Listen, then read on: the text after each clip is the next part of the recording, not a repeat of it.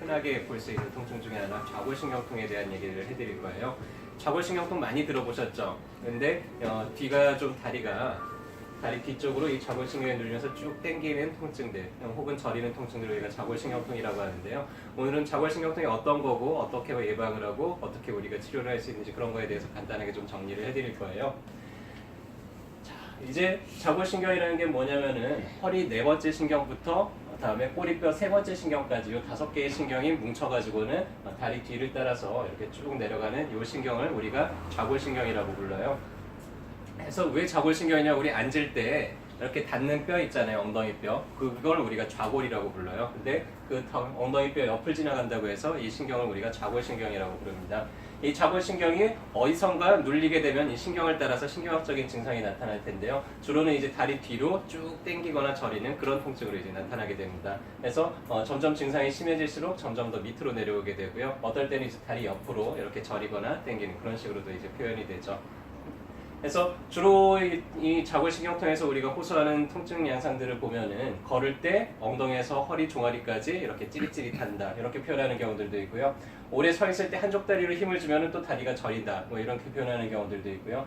계단을 올라가려고 하는데 다리가 힘이 없어가지고는 좀 올라가기가 어렵다든지, 아니면 앉았다 일어날 때 다리 뒤로 뭔가 찌릿하는 그런 통증이 느껴진다든지, 아니면 밤에 잘 때 다리가 저리고 아파가지고 잠을 못 잔다든지 이런 식으로 이제 주로 다리 쪽으로 저리는, 특히 이제 다리 뒤로 저리는 그런 통증으로 좀 잘 표현이 됩니다.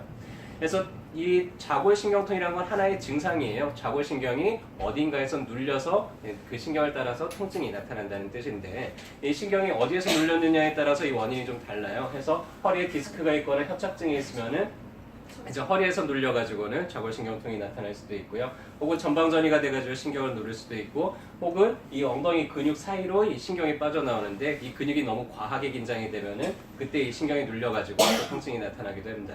그래서 어디에서 문제가 생겼느냐에 따라서 우리가 예방하거나 치료하는 방법도 조금씩 다르게 되겠죠. 좌골신경통이 있는지 없는지 검사하는 방법은요, 신경을 일단 늘려보면은 증상이 나와요. 그래서 신경이 잘 늘어날까요, 안 늘어날까요?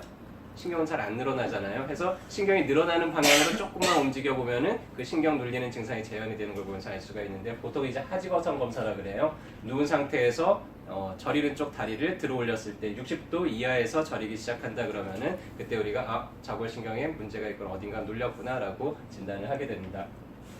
자, 이제 만약에 엉덩이 쪽에서 아까 이제 이상근에서 눌릴 수가 있다 그랬잖아요. 그래서 이상근이 눌렸을 때는 그냥 근육을 간단하게 침 몇 번 놔주면 또 금방 풀려요. 이런 경우는. 그래서 약침이나 그냥 일반적인 침 치료로 하면 되는데, 이상근이 눌렸는지 안 눌렸는지는 간단히 똑바로 누워보면 알 수 있어요. 똑바로 누웠을 때 양쪽 팔이 이렇게 60도씩 딱 각도를 유지하고 있으면 되는데, 만약에 한쪽 이상근이 뭉친다 그럼 다리가 한쪽이 이렇게 돌아가요. 그래서 돌아간 쪽 다리가 문제가 있는 걸로 우리가 알 수가 있고요.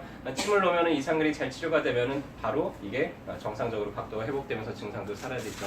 그래서 이런 경우는 치료가 간단한 편이에요. 한 1-2번 정도 안에는 해결이 되고요.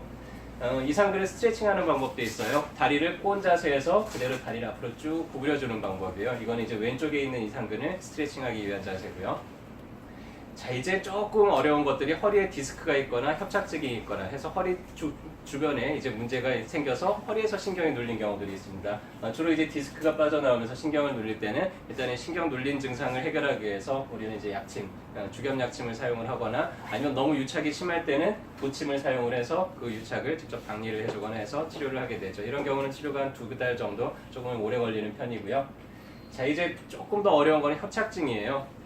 나이가 들어서 허리에 힘이 빠져서 허리가 퇴행화가 되면서 그러면서 이제 뼈가 자라서 구멍이 좁아져서 그러면서 이제 신경이 눌리게 되는데, 이 경우는 이제 치료가 조금 더 오래 걸리죠. 저희 한의원에서는 공간을 조금이라도 열어주게 되면 신경학적인 증상은 좀 사라지게 돼 있어요. 해서 교정 치료를 해서 허리를 좀 벌려주고, 그리고 나서 벌어진 채로 그대로 유지가 되면 좋은데, 대부분 이제 나이가 많으신 어르신들이 이제 허리에 힘이 빠져서 그렇잖아요. 그래서 허리에 힘을 키워주기 위해서 허리에 실을 심어줘요.